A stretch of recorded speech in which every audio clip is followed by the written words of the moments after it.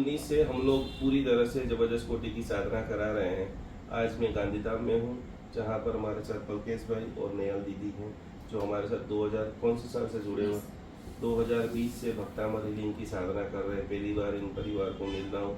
मुझे दीदी को देख करके इतना जो सिखाने की हम लोग पूरा दिन रात मेहनत कर रहे थे, आज अनुभव हुआ कि भक्तामृत हीलिंग कितने सारे लोगों के जीवन के अंदर बदलाव लाया है, खुशी लाई है। कितने साल पहले मेरे साथ जुड़े थे? 4 વર્ષથી મેં જોડાયેલો છું। સૌથી પહેલા શેનો વિડીયો બનાવીને તમે મને મોકલાયો હતો? અંત સમયની આરાધના કેમ બનાવ્યો હતો? એટલે એ વખતે શરૂઆતમાં મારા પપ્પા બી ઓફ થઈ ગયેલા હતા અને આપણે થોડી પ્રેરણા કરેલી હતી, એટલે મને એમ થયું કે ના કંઈક કરવું છે। अंत समय की आराधना हम लोग बहुत बार सभी को सिखाते हैं कि एक जन्म से हजारों जन्म नहीं सुधरता है, लेकिन दीदी ने एक वीडियो बनाया जो हमारी यूट्यूब चैनल के ऊपर अपलोड है कि किसी का एक मृत्यु आप सुधार देते हो, अंत समय में आप कुछ धर्म की बातें सुनाते हो।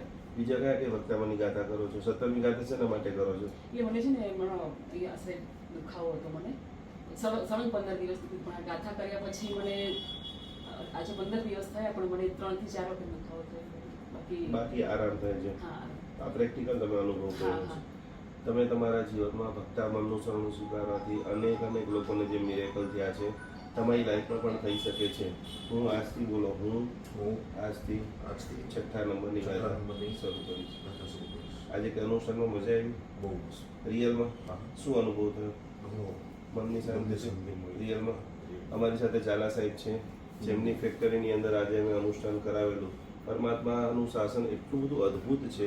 ફર્સ્ટ વખત આ બધા લોકોને હું મળી રહ્યો છું, પણ એટલું બધું અપનાપન ઝાલા સાહેબના જીવનમાંથી પણ મેં ઘણા બધા વસ્તુઓ, માનવતા, સત્ય, નિષ્ઠા કરવાની છે। આજે તમે પહેલી વખત મને મળેલા છો ને આજે આપણે અનુષ્ઠાન કર્યું છે। રિયલમાં પહેલી વખત તમે આટલું બધું ટાઈમ બેઠા યજ્ઞની અંદર, તમે શું ફીલ કર્યું? ના, બહુ સારું એમ નહીં તો હું કોઈ દિવસ ક્યાંય આટલી વર્ષ બેસું ફર્સ્ટ ટાઈમ ફોનથી વાત કરી અને પછી તમે આ બ્રેસલેટ પહેર્યું। એ 15 દિવસના જર્નીમાં તમને શું બહુ અનુભવ? સારું, પોઝિટિવ એકદમ। એ જર્નીમાં તમને પોઝિટિવ અનુભવ થયો અને એ પછી આપણે આ હવન કરવાનું ડિસિઝન લીધું। તો આ બધા છોટા નાના જીવનના પ્રયોગો પણ આપણા જીવનમાં બહુ જ મોટું ઉત્થાન લાવી શકે છે।